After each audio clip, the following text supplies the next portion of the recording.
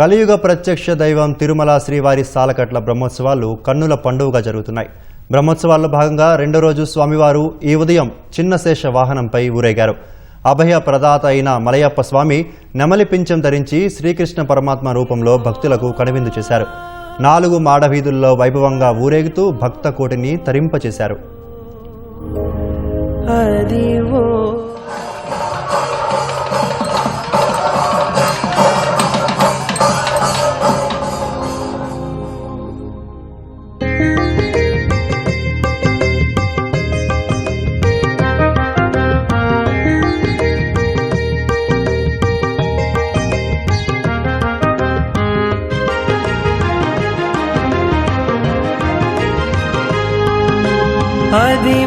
Alladivo శ్రీహరివాసము, Adivo Alladivo శ్రీహరివాసము.